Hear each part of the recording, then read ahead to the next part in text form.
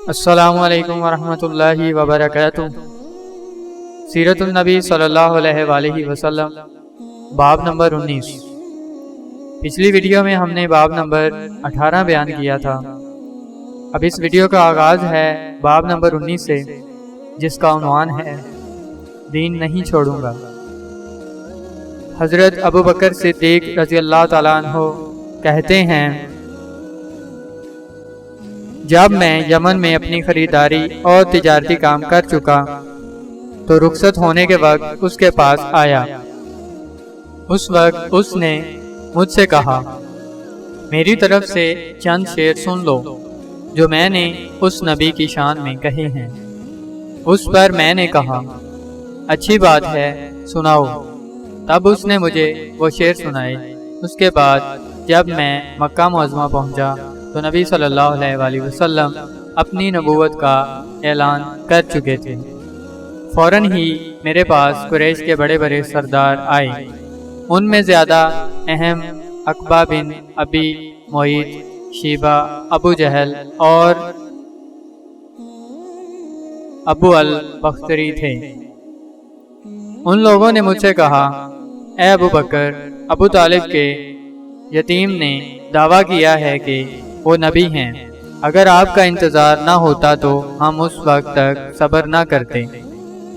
اب جب کہ آپ آ گئے ہیں، ان سے نپٹنا آپ ہی کا کام ہے۔ اور یہ بات انہوں نے اس لیے کہی تھی کہ حضرت ابو بکر رضی اللہ تعالیٰ عنہ نبی کریم صلی اللہ علیہ وآلہ وسلم کے قریبی دوست تھے۔ ابو بکر رضی اللہ تعالیٰ عنہ فرماتے ہیں کہ میں نے اچھے انداز سے ان لوگوں کو ٹال دیا اور خود آپ کے گھر پہنچ کر دروازے پر دستک دی۔ آپ باہر تشریف لائے۔ مجھے دیکھ کر آپ نے ارشاد فرمایا، اے ابو بکر، میں تمہاری اور تمام انسانوں کی طرف اللہ کا رسول بنا کر بھیجا گیا ہوں، اس لیے اللہ تعالیٰ پر ایمان لے آؤ۔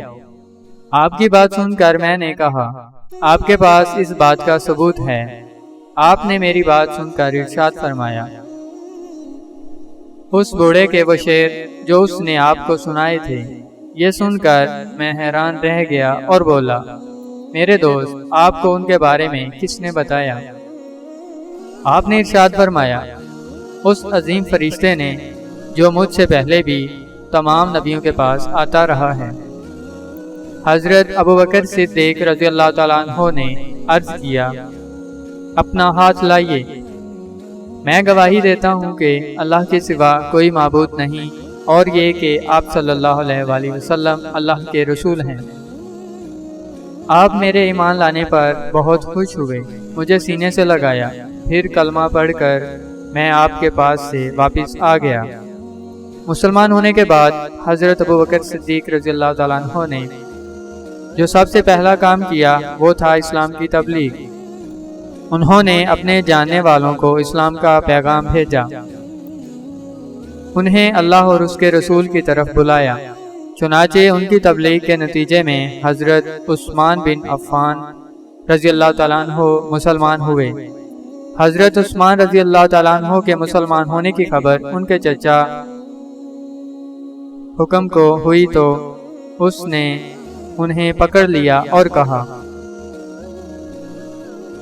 تو اپنے باپ دادا کا دین چھوڑ کر محمد کا دین قبول کرتا ہے۔ اللہ کی قسم، میں تجھے اس وقت تک نہیں چھوڑوں گا جب تک کہ تو اس دین کو نہیں چھوڑے گا۔ اس کی بات سن کر حضرت عثمان غنی رضی اللہ تعالیٰ عنہ نے فرمایا، اللہ کی قسم، میں اس دین کو کبھی نہیں چھوڑوں گا۔ ان کے چچا نے جب ان کی پختگی اور ثابت قدمی دیکھی تو انہیں دھوئیں میں کھڑا کر کے تکالیف پہنچائیں۔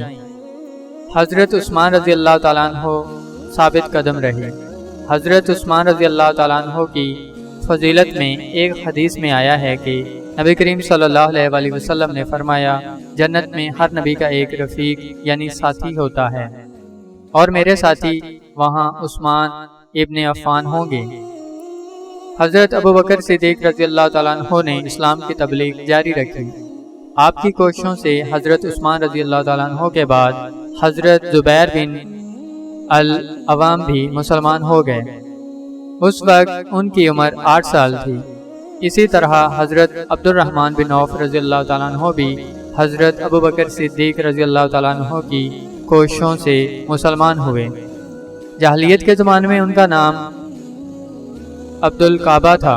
नबी करीम सल्लल्लाहु अलैहि वसल्लम ने आपका नाम अब्दुर्रहमान रखा। ये अब्दुर्रहमान बिन औफ रज़ियल्लाहु ताला अन्हु कहते हैं, उमैया इब्ने खल्फ मेरा दोस्त था। एक रोज उसने मुझसे कहा, तुमने उस नाम को छोड़ दिया जो तुम्हारे बाप ने रखा था। जवाब में मैंने कहा, हाँ छोड़ दिया। ये सुनकर वो बोला, मैं रहमान को नहीं जानता, इसलिए मैं तुम्हारा नाम अब्दुल इला रखता हूँ। चुनाचे मुशरिक उस रोज से मुझे अब्दुल इला कहकर पुकारने लगे। हज़रत अब्दुर्रहमान बिन औफ रज़ियल्लाहु ताला अन्हु अपने इस्लाम लाने का वाक़या इस तरह बयान करते हैं, मैं अक्सर यमन जाया करता था। जब भी वहाँ जाता अस्कलान बिन अवाकिफ हमीरी ने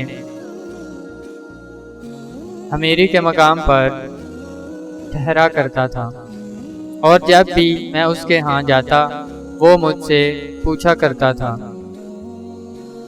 क्या वो शख्स तुम लोगों में जाहिर हो गया है जिसकी शोहरत और चर्चे हैं?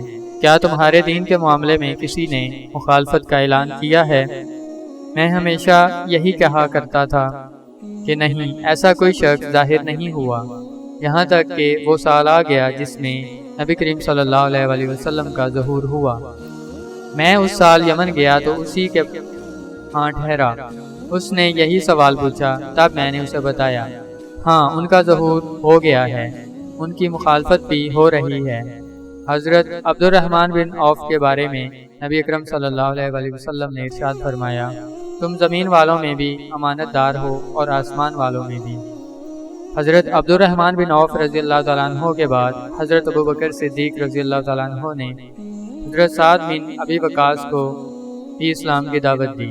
उन्होंने कोई हिचकिचाहट जाहिर ना की, फ़ौरन हुज़ूर नबी करीम सल्लल्लाहु अलैहि वसल्लम के पास चले आए। आपसे आपके पैगाम के बारे में पूछा, आपने उन्हें बताया तो उसी वक्त मुसलमान हो गए। उस वक्त उनकी उम्र 19 साल थी। ये बनी ज़हरा के ख़ानदान से थे। आप सल्लल्लाहु अलैहि वसल्लम की वालिदा माजिदा हज़रत आमिना भी इस ख़ानदान से थीं। इसलिए हज़रत साद बिन अबी वक़ास रज़ियल्लाहु ताला अन्हु हुज़ूर नबी करीम सल्लल्लाहु अलैहि वसल्लम के मामू कहलाते थे। आपने हज़रत साद बिन अबी वक़ास रज़ियल्लाहु ताला अन्हु के लिए एक बार फरमाया, ये मेरे मामू हैं, है कोई जिसके ऐसे मामू हों?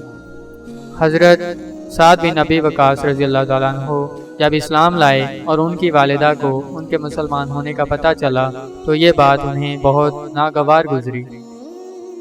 इधर ये अपनी वालिदा के बहुत फरमाबरदार थे। वालिदा ने उनसे कहा, क्या तुम ये नहीं समझते कि अल्लाह ताला ने तुम्हें अपने बड़ों की खातिर दारी और माँ बाप के साथ अच्छा मामला करने का हुक्म दिया है?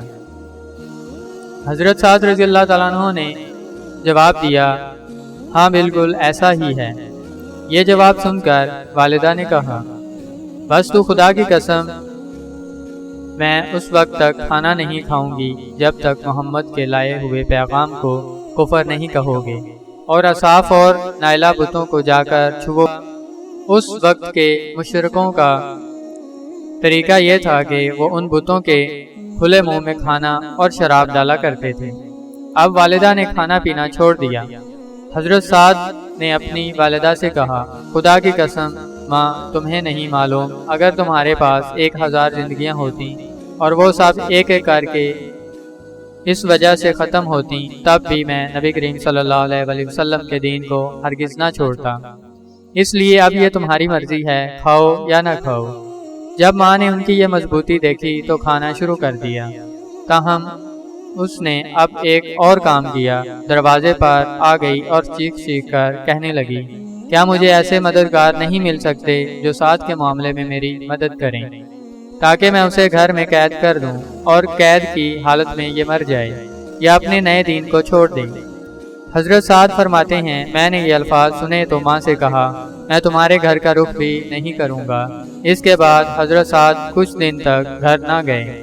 والدہ تنگ آ گئی اور اس نے پیغام بھیجا تم گھر آ جاؤ، دوسروں کے مہمان بن کر ہمیں شرمندہ نہ کرو۔ چنانچہ یہ گھر چلے گئے۔ اب گھر والوں نے پیار و محبت سے سمجھانا شروع کیا۔ وہ ان کے بھائی عامر کی مثال دے کر کہتی دیکھو عامر کتنا اچھا ہے، اس نے اپنے باپ دادا کا دین نہیں چھوڑا، لیکن پھر ان کے بھائی عامر بھی مسلمان ہو گئے۔ اب تو والدہ کے غیظ و غضب کی انتہا نہ رہی۔ اگر آپ کو ہماری یہ ویڈیو پسند آئی ہے تو اس کو لائک کریں، شیئر کریں اور کمنٹ میں اپنی رائے کا اظہار ضرور کریں، اور اگر اسی طرح کی ویڈیوز آپ مزید دیکھنا چاہتے ہیں تو ہمارے چینل کو سبسکرائب ضرور کریں۔